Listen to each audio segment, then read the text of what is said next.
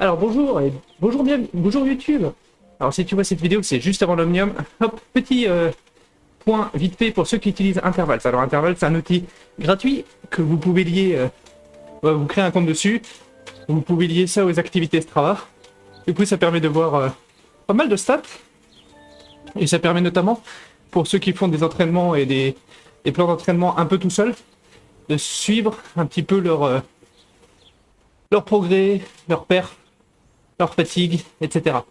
Et tout à l'heure, au cours d'une discussion, je voyais qu'il y avait des gens qui étaient pas forcément au courant de certains paramètres. Alors, pour bien régler les différents graphes de intervalles, il y a quelques paramètres à connaître.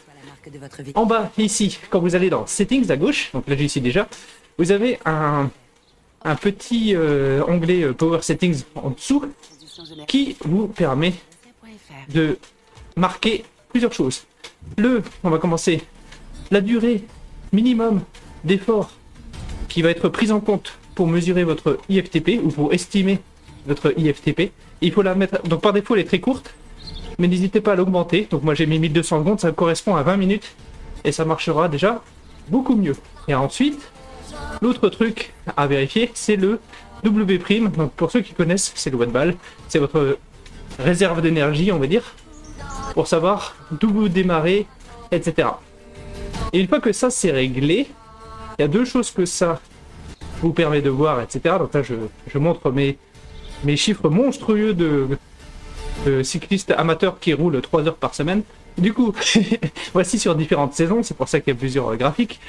Vous avez en dessous de votre courbe de puissance, alors c'est affiché en watts, c'est pour ça que vous avez peut-être un affichage différent. Et ici, dans les paramètres pour l'estimation de la puissance critique, je ne suis pas sur le paramètre par défaut, je suis dans le Morton's 3 Parameter CP, donc c'est la puissance critique au lieu de la IFTP, donc c'est un peu plus, donc c'est moins bien pour l'ego, parce que la puissance sera un peu plus faible, mais ça a l'air un peu plus juste, en tout cas de mon point de vue, sur des efforts un peu longs. Et du coup ça vous donne, en dessous de votre graphe, il y a des modèles pour chaque saison, qui extrapolent à partir de vos performances plusieurs choses. La puissance critique, donc c'est ça, c'est ce chiffre-là. Donc ma puissance critique c'est 252 watts pour cette saison. Ça veut dire que au-dessus je me fatigue, en dessous je me repose. C'est aussi bête que ça. Et le W', donc la réserve maximale estimée par intervalles, c'est ce chiffre que vous pouvez rentrer dans les settings si vous voulez. Et du coup ça vous fait des courbes de watt-ball pour montrer à quel point vous avez creusé et tapé dans les efforts. Et une fois que vous avez rentré tout ça, vous avez plusieurs chiffres intéressants qui sont à droite ici, et il y a pas mal de gens qui ne savent pas qu'ils existent. Donc il y a la PMA, donc tout ça ne s'affiche et n'est calculé que si vous avez des efforts ou un nombre d'efforts suffisant pour pouvoir les estimer. Donc ici la PMA, donc il y a une fois où j'ai fait en 2021 des efforts dans la gamme de puissance nécessaire pour avoir une estimation. Donc voilà, PMA estimée à 311 à ce moment-là. L'actuelle ne l'est.